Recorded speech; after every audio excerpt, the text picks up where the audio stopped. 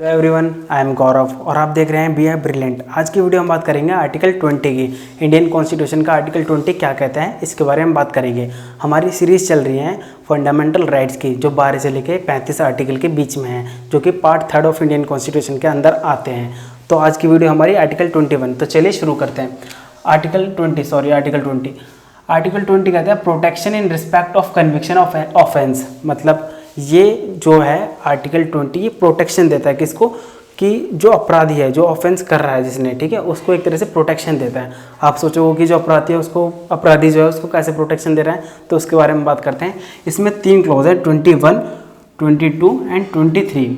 इन 3 clause को समझते हैं कि जो मतलब कि जो ऑफेंस कर रहा है उसको भी कुछ राइट्स दिए गए हैं, कि उनके भी फंडामेंटल राइट्स हैं कि वो भी वॉयलेशन ना हो। कि सपोज करो आप सोचोगे कि किसी ने ऑफेंस करा, ठीक है, मर्डर करा, वो उसकी पनिशमेंट काट के आ गया। दूसरे आदमी ने क्या करा, उसने भी दोबारा उस पर सू कर दिया कि इसने मर्डर करा है, इसे दोबारा सज़ा दिलाओ। कोर्ट ने दोबारा सज़ा दिला दी। तीसरे ने करा, तीसरे को सज़ा दिला, तो दोबारा उसे सज़ा दिला दी। तो ऐसे क्या करता है, उसके कहीं ना कहीं राइट का वॉयलेशन हो रहा है। तो वो भी पक जाएगा ना कि जिसकी मैंने सज़ा काट ली उसकी मुझे 2 बार 3 बार सज़ा मिल गई है। तो इस टाइप से डील करता है ये आर्टिकल 20। मतलब कि ऑफेंस जो कर रहा है ना उसको, कन्विक्शन ऑफेंस, जो कन्विक्टेड पर्सन है, ठीक है, उसको प्रोटेक्शन देता है ये आर्टिकल 20। फंडामेंटल राइट का पार्ट 3 में बात करा गया है, ठीक है। अब देखते हैं इसमें 3 बात करी गई है, क्लॉज 1, क्लॉज 2, क्लॉज 3। क्लॉज 1 क्या कहता है, ex post facto laws, ex post facto laws की बात करता है। Second, double jeopardy and third, self incrimination. ये आप सोच रहे हो ज़्यादा डिफिकल्ट है, नहीं, ये बहुत ईजी है। आप देखो इन्हें खुद समझ जाओगे कि क्या कहते हैं। मतलब एक्स पोस्टो फैक्टो लॉज, ये 2 चीज़ की बात करता है, prospective laws and retrospective laws.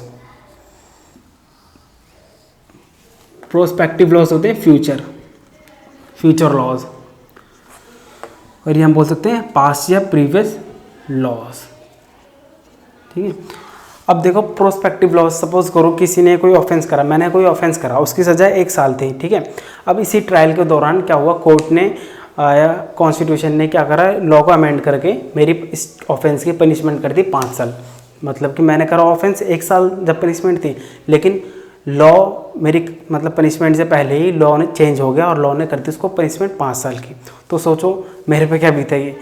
तो इस राइट को प्रिवेंट करने के लिए इसमें बताया गया ex post facto laws. Ex post facto laws में क्या है कि प्रोस्पेक्टिव लॉज होते हैं, ठीक है। आप उन सज़ा नहीं दे सकते मतलब जिस टाइम पे वो प्रेजेंट लॉ कराया ना, मैंने ऑफेंस कराया, उसी के हिसाब से जो सज़ा है वही मुझे मिलेगी। यूँ नहीं कि जो आगे की सज़ा है वो मुझे मिलेगी, जो कि फ्यूचर पनिशमेंट है वो नहीं मिलेगी। कॉन्स्टिट्यूशन फ्यूचर लॉ बनाएगी, ठीक है। प्रोस्पेक्टिव लॉ मेरे अलावा अप्लाई होगी, मतलब कि जिस दिन जो ऑफेंस हुआ है उसको जो पहले की पनिशमेंट थी उसी के हिसाब से ही पनिशमेंट मिलेगी, यूँ नहीं कि फ्यूचर पनिशमेंट नहीं मिलेगी उसे, ठीक है, फ्यूचर लॉ के ऊपर। और रेट्रोस्पेक्ट होता है पास्ट के लिए, मतलब पास्ट में सपोज करो कोई मैंने ऑफेंस करा था, अब उसकी सज़ा पहले थी 5 साल और मैंने ऑफेंस कर दिया, अब उसकी सज़ा हो चुकी थी 1 साल। तो ऐसे नहीं कि जो पहले की सज़ा थी ना, ये रेट्रोस्पेक्टिव याद रखना, क्रिमिनल लॉज में या क्रिमिनल ऑफेंस में नहीं माना जाता है, ये सिविल लॉज में आता है, ठीक है। रेट्रोस्पेक्टिव कि आप जो सिविल मैटर है उसके हिसाब से, सपोज करो मेरे को वो है पनिशमेंट कम हो गया और पहले उसकी पनिशमेंट ज़्यादा थी, तो कहीं ना कहीं मुझे बेनिफिट मिल रहा है ना। तो लेकिन ये ऐसे क्रिमिनल में नहीं, सिविल लॉ में ही अप्लाई होता है रेट्रोस्पेक्टिव, ठीक है। Not apply in criminal offence में रेट्रोस्पेक्टिव नहीं है, प्रोस्पेक्टिव फ्यूचर लॉज में। अब बात करते हैं डबल जेओपार्डी। देखो मैंने लिख रखा है 2 बार सज़ा, कि कोई ऑफेंस कर रहा है, कोई कन्विक्टेड पर्सन है, उसको 2 बार सज़ा नहीं दिला सकते। कोई भी गवर्नमेंट, कोई भी हमारा कॉन्स्टिट्यूशन इस चीज़ का अलाउ नहीं करता। ये हमारा फंडामेंटल राइट्स है उस कन्विक्टेड पर्सन का, कि वो डबल जेओपार्डी के तहत जाके मतलब अपना फंडामेंटल राइट उसका अगर वॉयलेट कर रहा है कोई, तो वो सू कर सकता है उस स्टेट, उस एग्री पार्टी पर, ठीक है, कि ये डबल जेओपार्डी कर रहा है मेरे पर, डबल जेओपार्डी, ठीक है। ये क्लॉज 2 कहता है 20 का। अब 3rd कहता है सेल्फ इंक्रिमिनेशन, मतलब कि खुद की गवाही देने के लिए। क्या होता है कि सपोज करो मैं चिल्लाऊँ कि हाँ मैंने ये ऑफेंस करा है, मैंने ऑफेंस करा है, फिर मैं किसी और ने ऑफेंस करा है, मैं किसी दबाव में आकर, ठीक है, गवाही दे दूँ कि हाँ ये ऑफेंस मैंने करा है, तो इसकी अलाउ नहीं देता है, खुद की गवाही अलाउ नहीं करता है, ठीक है। No person accused of any offence shall be compelled to be witness against himself, मतलब कि कोई पर्सन खुद के ऊपर गवाही नहीं बन सकती है।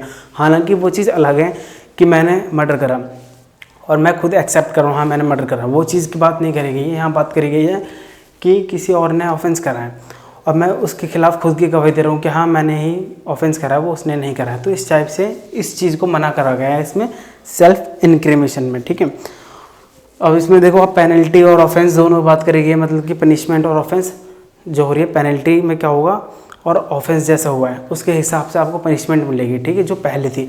अब इतना याद रखना कि 3 चीज़ के बारे में मत गया protection of conviction of offence के लिए, 3 चीज़ के बारे में मत गया, 20 क्लॉज 1, 20 क्लॉज 2, 20 क्लॉज 3। 20 क्लॉज 1 कहता है कि एक्स पोस्ट फैक्टो लॉज, मतलब कि जो प्रोस्पेक्टिव लॉज होते हैं, जो फ्यूचर लॉज होते हैं, उनके हिसाब से पनिशमेंट नहीं मिलेगी। अगर किसी ने आज ऑफेंस कराया तो फ्यूचर में जो पनिशमेंट है उसके हिसाब से पनिशमेंट नहीं मिलेगी।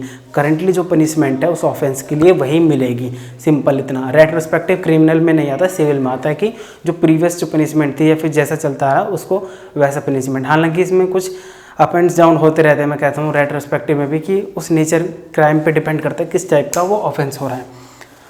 डबल जेओपार्डी 2 बार सज़ा नहीं मिल सकती, सिंपल ये कहता है कि डबल जेओपार्डी कोई भी कन्विक्टेड पर्सन 2 बार उसको सज़ा नहीं दिला सकती, कोई भी कोर्ट, कोई भी एपेक्स कोर्ट, ये हमारा कॉन्स्टिट्यूशन नहीं देता है। ये जो उसका वॉयलेशन हो जाएगा फंडामेंटल राइट का, अगर कोई कन्विक्टेड ऑफेंस करता है, वो ऑफेंस करता है, उसको 2 बार सज़ा नहीं मिल सकती। सेल्फ इंक्रिमिनेशन मतलब खुद की गवाही देना, कोई भी पर्सन खुद की गवाही नहीं दे सकता है खुद के खिलाफ, ठीक है।